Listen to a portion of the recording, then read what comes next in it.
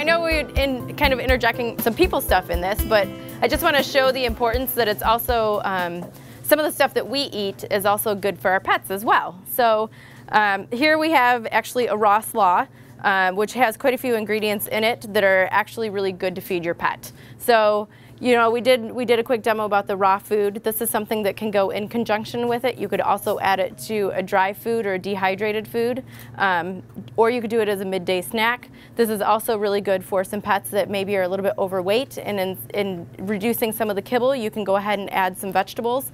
It still gives them good nutrients. It lowers some of the calorie and fat percentages in lieu of their kibble. So it's a really good idea to add it. Typically with dogs, you do want to kind of throw it through a food processor and break it down a little bit more than what we like to eat it at, just because that kind of replicates stomach contents as to how they would eat it in the wild.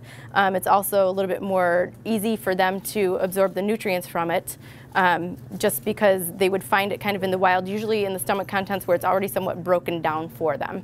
So it is a good idea to just throw it through a food processor for a few quick seconds, just to pulse it down a little bit more. But so for here, we have a raw slaw. Some of our main ingredients are the kale, broccoli, carrot, and cabbage. We also, I think we have in ours an olive oil, but in lieu of an olive oil for your pet, you could use a flaxseed oil. So the kale is really high in a lot of nutrients. It's actually considered a superfood, and so superfoods are considered something with a lot of nutrients but low calories. So it's going to do a lot in the body and feed the body a lot of different minerals and vitamins. Some of the quick facts is it's more iron than beef. It's more calcium per calorie than milk. Has quite a bit of omega-3 and omega-6 in it. A lot of us think that we get our omegas from our fish or our beef, but they get it from eating plant material. So there's actually quite a bit of omegas in plants.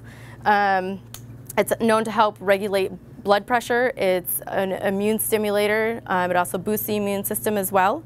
Some of the nutrients, there's quite a bit on the list. It's calcium, iron, magnesium, phosphorus, potassium, sodium, zinc, copper, manganese, small amounts of amino acids, and quite a few vitamins, C, B6, E, K, B1, B2, B3. So it's a really good food to get in the diet, especially for your pet.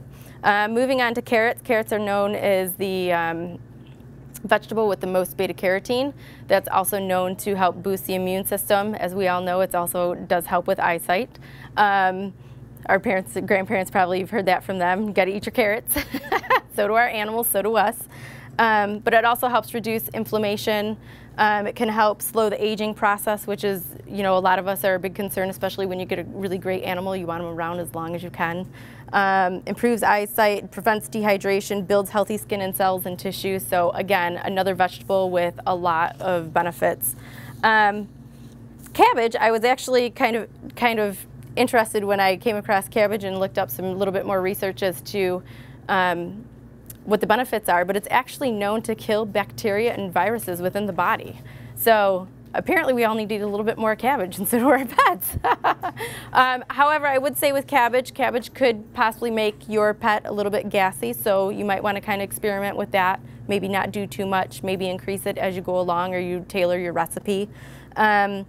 Helps reduce breast cancer. It's a blood purifier, helps prevent anemia. So especially these puppies that are full of worms can really do very well with a little bit of cabbage, because the worms do make puppies pretty anemic at times. Again, the nutrient list is pretty long: calcium, fiber, iron, magnesium, phosphorus, potassium, sodium, zinc, copper, manganese, vitamin C, B6, K, E, B1, B2, B3, and lots of amino acids again. So again, another good thing to incorporate, but like I said, you might want to just start with a small amount and increase it. The other thing that we put into our dressing is apple cider vinegar, which apple cider vinegar is wonderful for pets.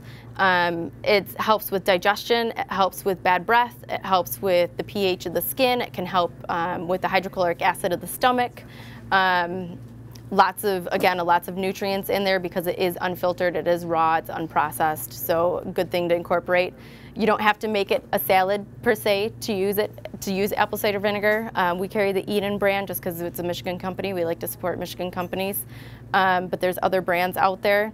You can just add it to your pet's water. You can also sprinkle it just on top of their food as well to incorporate it if you don't feel like making a salad for them.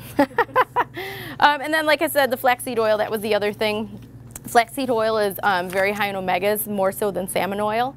The other good thing about flaxseed oil is it also promotes brain and eye development. So it's really good for our pregnant pups along with pregnant kittens. You could also incorporate it with them.